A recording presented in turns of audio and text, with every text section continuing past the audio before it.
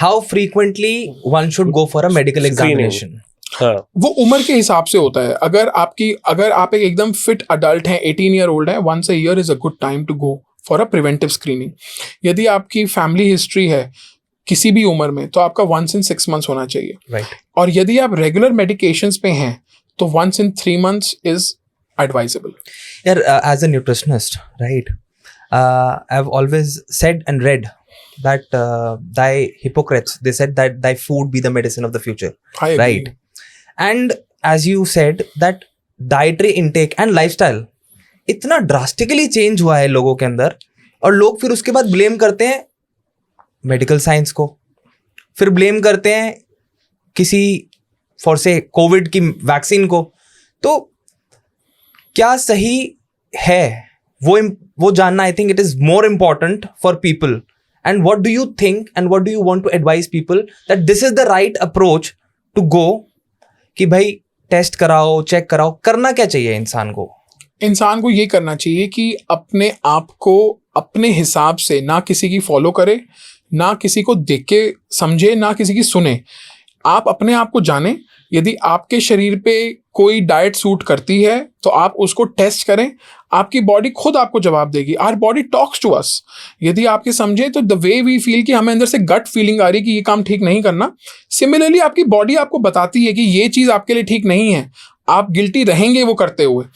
अगर आप गलत खाना खा रहे हैं तो आपको तीसरे दिन पक्का गिल्ट होगा. And that's for sure. Your body gives signals to this. जैसा आपने बोला, लाइफस्टाइल हैज चेंज, बट कोई ये नहीं मानता कि मेरे में कमी है. हर एक को ब्लेम करने का मन करता है. And it's natural human behaviour. Covid vaccine की जहां तक बात है, it is very safe. Covid vaccine, चाहे वो कोवैक्सीन हो, चाहे वो कोविशील्ड हो, they are all tested vaccines and they are very safe. उनके जो साइड इफेक्ट्स अब आ रहे हैं वो 1 in 10 लाख आ रहे हैं. सो यदि आप रिस्क वर्सेस बेनिफिट रेशो देखें तो बेनिफिट हमेशा उसको सरपास करेगा by the amount of lives it has saved. एक मास वैक्सीनेशन करना has been a heroic component of India's immunisation history. इतना हीरोइक होता, अगर नहीं होता तो इंडिया जैसी कंट्री में तबाही मच जाती. एंड ट्रस्ट यू मी, जिस हिसाब से भारत देश लड़ा है कोविड से, वो एक एग्जाम्पल है बहुत सारे डेवलप्ड नेशन से. अमेरिका तक में covid deaths have been drastic, have been more and have been more dreadly as compare to our country. So ये एक रीजन है कि हमारी मास इम्यूनाइजेशन बहुत स्ट्रांग थी. उसके जो साइड इफेक्ट्स हैं वो हर केमिकल के होते हैं सर.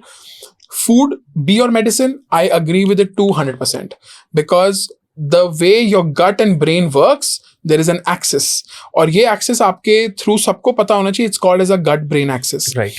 आप जो खाते हैं वो आपके दिमाग को लगता है. Mind body relationship. और वही आप सोचते हैं, वैसा ही करते हैं, वैसा ही आपकी body करती है.